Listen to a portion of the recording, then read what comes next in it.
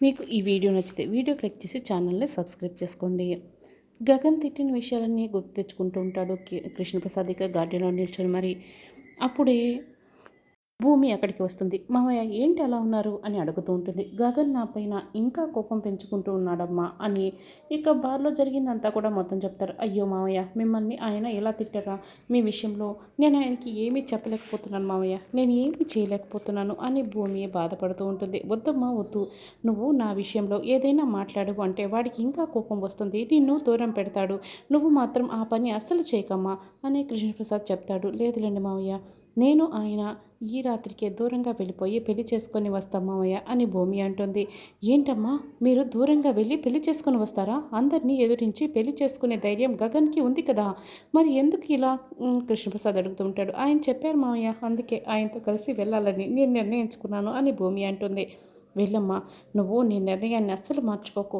నువ్వు చాలా మంచి పని చేస్తున్నావు. మీ ఇద్దరూ పెళ్లి చేసుకొని రావడమే నాకు చాలా ముఖ్యం. అది నాకు చాలా సంతోషమమ్మా. నువ్వు అలాగే చేయాలి. గగన్తో నువ్వు వెళ్ళాలి అని కృష్ణప్రసాద్ చాలా సంతోషపడుతూ ఉంటాడు. ఇక గగన్ డ్రెస్సింగ్ టేబుల్ దగ్గర నిల్చొని రెడీ అవుతూ ఉంటాడు. శారద అయితే బట్టలు సర్దుతూ ఉంటుంది. ఏంట్రా గగన్, ఉన్నట్లుండి ఈ క్యాంపులన్నీ కూడా ఏంటి ఇంత సడన్ నిర్ణయం అని శారద అయితే అడుగుతూ బ్యాగ్ని సర్దుతూ ఉంటుంది. అమ్మా, నేను భూమిని పెళ్లి చేసుకోవడానికి దూరంగా వెళ్తున్నానమ్మా. ఈ విషయం నీతో చెప్పి నీ ఆశీస్సులు తీసుకోవాలని ఉంది, కానీ చెప్పలేని పరిస్థితి అని గగన్ మనసులో అనుకుంటుంటాడు. ఇక రెడీ అవుతూ ఉంటాడు. అమ్మా, నన్ను ఆశీర్వదించమ్మా అని గగన్ శారద కాళ్ళు పట్టుకుంటాడు. ఏంటి నాన్న, ఏమైంది అని శారద అడుగుతూ ఉంటుంది. అమ్మ, ముందు ఆశీర్వదించు అని గగన్ అంటాడు. అభిష్ట సిద్ధిరస్తు లే అని శారద చెప్తుంది. ఇప్పుడు చెప్పు, ఎక్కడికి వెళ్తున్నావు అని శారద అడుగుతూ ఉంటుంది. ఇంకా ఫిక్స్ అవ్వలేదమ్మా అని, అది నా పార్ట్నర్ ఫిక్స్ చేస్తుంది అని గగన్ చెప్తాడు. ఏంది ఫిక్స్ అవ్వలేదా?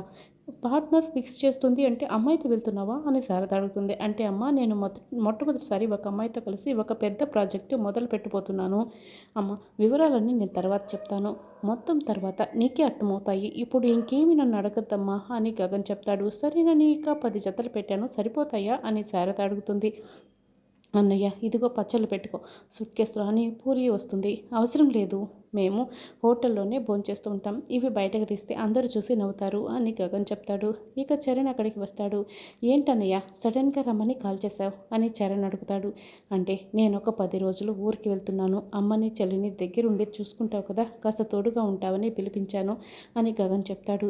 నేను చూసుకుంటానన్నయ్య, ఇంతకీ ఎక్కడికి వెళ్తున్నావు అని చరణ్ అడగడంతో, అది మాత్రం అడగద్దు, అడిగితే ఏదేదో చెప్తున్నాడు, కన్ఫ్యూజ్ అయిపోతావు అని శారద అంటుంది. అసలే కన్ఫ్యూజన్ మాస్టర్ కదా ఇక్కడ ఉండేదేని పూరి అంటుంది. సరే సరే, అందరం భోంచేద్దాం, కిందకి రండి అని పూరి శారద వెళ్ళిపోతారు. ఇక వాళ్ళు వెళ్ళగానే, అన్నయ్య అసలు కన్ఫ్యూజన్ నీకు వాళ్ళకి అన్నయ్య, ఎక్కడికి వెళ్తున్నావు అని చరణ్ అడగడంతో, యాక్చువల్గా ఎక్కడికి వెళ్ళాలో ఇంకా డిసైడ్ కాలేదు, నేను భూమిని పెళ్లి చేసుకోవడానికి వెళ్తున్నాను అని గగన్ చెప్పడంతో ఫస్ట్ ఇక బాధపడతాడు. అంటే చరణ్ లేచిపోతున్నారా అన్నయ్య అని అడుగుతూ ఉంటే, రే కొంచెం బాగా మాట్లాడరా అని గగన్ చెప్తాడు. అంటే భూమితో వెళ్తున్నావా అన్నయ్య పెళ్లి చేసుకోవడానికి అని పెద్దమ్మకి చెప్పేయచ్చు కదా అని చరణ్ అడుగుతాడు. పెద్దమ్మ కూడా హ్యాపీగా ఫీల్ అవుతుంది కదా అని చరణ అనడంతో, యాక్చువల్గా అమ్మ నా పెళ్లి దగ్గరుండి తన చేతుల మీదుగా చేయాలనుకుంది, ఇప్పుడు నేను వెళ్తున్నానని తెలిస్తే బాధపడుతుంది, అందుకే చెప్పలేదు అని గగన్ చెప్తాడు. పర్వాలేదులే అన్నయ్య, వచ్చిన తర్వాత 16 రోజుల పండగ ఇవన్నీ కూడా పెద్దమ్మ చేతుల మీదుగానే జరిపిస్తుంది కదా, నువ్వు హ్యాపీగా వెళ్ళన్నయ్య, ఆల్ ద బెస్ట్ అన్నయ్య అని చరణ్ ఇక సేకరిస్తూ ఉంటాడు. వర్కౌట్ అవుతుందంటావా చెర్రీ అని అడుగుతూ ఉంటాడు. అన్నయ్య, అంతా అనుకున్నట్లు జరుగుతుంది, నువ్వేం కంగారు పడకు అని హక్ చేసుకొని ఇక గగన్కి ధైర్యం చెప్తాడు. భూమి బ్యాగ్ సర్దుకుంటూ ఉంటుంది. దూరం నుంచి చాటుగా చూస్తున్న శరత్చంద్ర అయితే చాలా బాధపడుతూ ఉంటాడు. నాకెందుకో నాకు భూమి మీద ఉన్న ప్రేమ భూమిని వెళ్ళనివ్వకుండా ఆపుతుంది అనిపిస్తుంది అపూర్వ అని అపూర్వతో చెప్పిన మాటల్ని గుర్తు తెచ్చుకుంటూ ఉంటాడు. భూమిని చూస్తూ ఉంటాడు. మెల్లగా అక్కడి నుంచి వెళ్ళిపోతాడు. ఇక గోరింటాకు అపూర్వ అయితే చాలా చాలా సంతోషపడుతూ ఉంటారు. అసలు ఆ భూమి ఆ గగన్ గడితో లేచిపోతుందని నాకు ఎంత హ్యాపీగా ఉందో అని అపూర్వ అంటుంది. ఏంటమ్మాయి అలా వెళ్ళిపోయిన వాళ్ళు జంట హత్యలతో తిరిగి వస్తారన్న సంతోషం కదా అని గోరింటాకంటుంది. అంతే కదా పిన్ని అని అపూర్వ చెప్తుంది. అన్నట్లు బావని ఇంకా ఇంకా రెచ్చగొట్టాలి, ఆ గగన్ గారిని చంపేలా రెచ్చగొట్టాలి అని అపూర్వ అంటుంది. ఆ తర్వాతే వెనకాల భూమిని మనం చంపేస్తాం ఒకరేమో బావ చేతిలో, ఒకరేమో మన చేతిలో అని అపూర్వ చెప్తూ ఉంటుంది. అమ్మాయి నువ్వు అల్లుడిని మరీ రెచ్చగొట్టకో, మళ్ళీ రివర్స్ అయిపోతుందేమో జాగ్రత్త అని గోరింటాకు సుచేత అంటుంది. అప్పుడప్పుడే మనం చేతపడి చేస్తున్నట్లుగా మెస్మరైజింగ్ చేస్తూ ఉండాలి పిన్ని, నీకు తెలియదులే రా నేను చెప్తాను అని అపూర్వ చెప్తుంది. ఇక భూమి గదిలో కూర్చొని సోఫా చంద్ర ఫోటో చూసుకుంటూ ఏడుస్తూ ఉంటుంది.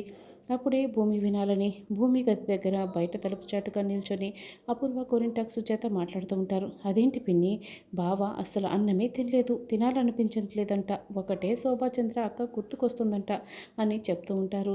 ఆ మాటలు విన్న భూమి అయితే వాళ్ళు అక్కడి నుంచి వెళ్ళగానే శరత్చంద్ర దగ్గరికి వెళ్ళి, నాన్న అన్నం తినండి నాన్న, మీరు అస్సలు అన్నం తినలేదంట మధ్యాహ్నం నుంచి అని భూమి చెప్తుంది.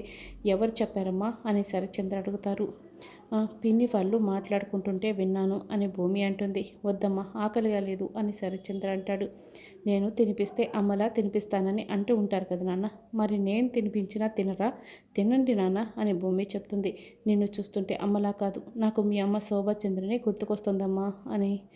సరే తినిపించు తింటానని శరత్చంద్ర చెప్తాడు.